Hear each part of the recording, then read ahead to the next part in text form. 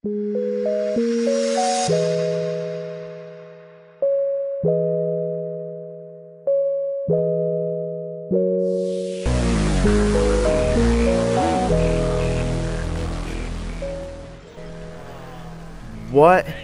is going on, people? It is your boy Sven D yet again, bringing you another episode of Subscriber Sunday, people. But this week it's a little bit more bigger than that. This is also my thank you to you guys, the Svenscribers, the Sven D Army, every single one of you that makes this possible, every single one of you that has attributed to some of my success. You know, and that's one thing I was talking to, I think it was D King, you know, I really can't stress enough, like, I don't know if you guys take me seriously when I say stuff like, this isn't just my channel, this is our channel, this is not Adam's channel, this is the Sven D Army's channel. Ya heard me? Ya heard me? Ya dig? Sorry, trying to get my gangsta on right there. But, you know, guys, I really can't stress that enough, and, you know, he asked me to do something for him for a commentator competition he's going to be having. So if you guys see D King comment about that, definitely go check it out, see what's going on. I think it's something he might be doing with Ibex 1779. I'm not too sure, but they asked me to do something. Like I said, you know, those guys have shown me a lot of love, a lot of support over the last year, and I will be willing to do anything for any single one of you guys that has been there for me, that has, you know, given me feedback, just bullshitted with me. Some of you guys, you know, have actually turned into something I'd like to call friends. Yes, people, it is possible you can make friends off YouTube, believe it or not. I know, it's kind of a crazy concept, but, anyways, let's hop into these questions. You guys kind of broke my hearts because, there wasn't as many as I was hoping for. But, you know, I'll give you a break for this week since it's 2K. This is all about you guys, not just questions you have for me. So the first one is from unknown username 1. Interesting choice of a name, I gotta say. And he asks, how do you fly a jet so well without using anything on it? I'm not exactly sure what you mean by that. I mean, I don't know if maybe you watched a previous video of mine where I was a lower level and I flew a jet with nothing on it, but now I have everything except for, I want to say, there's one thing I don't have unlocked. I think it's the laser designator or something like that. It's like, fuck, I can't even remember. I'd have to get on there and check, but I pretty much have everything unlocked for the jets. What I'm using right now are the flares. Obviously, you have the standard machine guns or whatever the fuck you want to call them. And I've been switching on and off between rocket pods and heat-seeking missiles.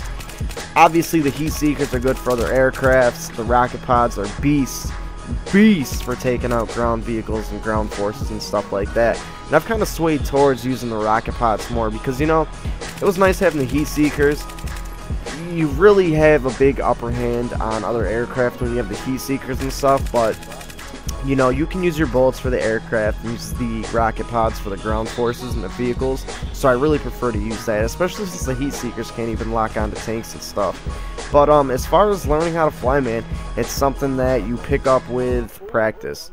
I had a lot of time in a helicopter on Battlefield Bad Company 2, and I really, it really helped a lot in my transition to Battlefield 3, not just with helicopters, but with jets as well.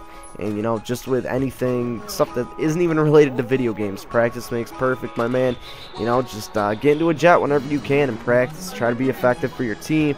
You know, take some chances, because that's one thing that I think really helped me become as good of a pilot as I am today, is that I was very aggressive, I was very risky, and, you know, now I know how risky I should be and when to kind of back off and lay back a little ways. The next one is from The Funky Chicken. He is asking me if I will ride his pony. If you mean that in a perverted sexual manner, sure, why not? If you mean that by riding an actual pony, man, that's gross, dude. I can't believe you would actually say something that disgusting on Subscriber Sunday. OMG, damn it. I'm just kidding. I would ride anything you wanted me to, Funky Chicken. No pun intended. I do not mean that in a perverted way. The next one is from Austin Luthi. He says, you said you were Catholic once. Do you still go to church? Whatever the answer, I will love you forever. No homo. Much love, Austin. Yeah, I'm still Catholic. You know, I kind of have my own religion called Sven Deism. And we can save that for another day. But you know, I don't go to church currently, not because I avoid it. I really haven't made the time to go do so, which is something I should probably do every once in a while at least. But yes, I am Christian, I am Catholic,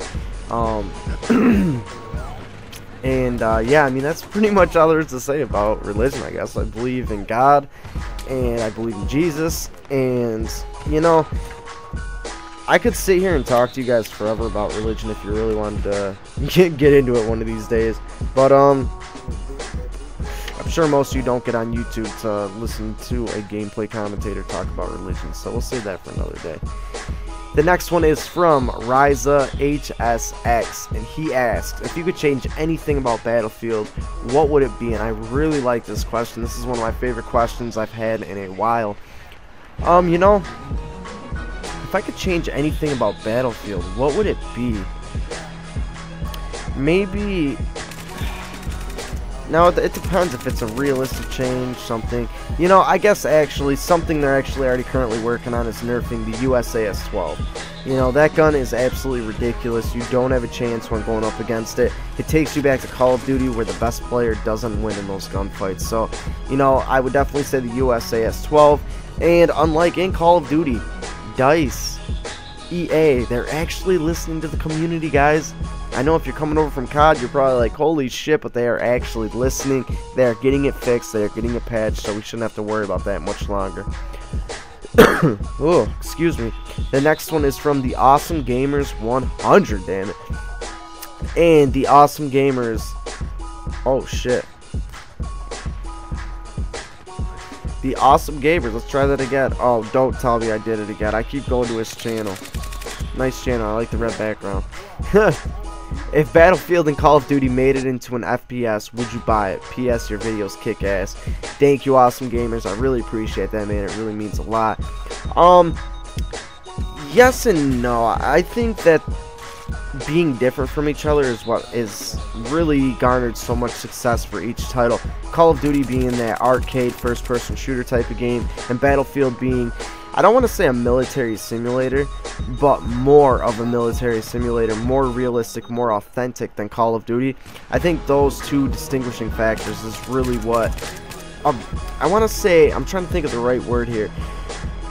It's really what appeals to each audience that prefers each game, if that makes any sense. So, I mean, I think that, you know, if they kind of combine the two certain aspects, I think that it definitely would make to be a great game. But at the same time, I think the diversity and the difference between the two is what gave them their success. The next one is from my Prodigy 208 Pyro. Do you think Battlefield 3 is turning into Modern Warfare 3? I'm going to give that a big fuck no. For one, like I previously mentioned in this video, they are actually listening to the community. They respond. They give us real DLC. They give us battle log, and unlike Call of Duty Elite, we don't gotta pay an extra $50 for it.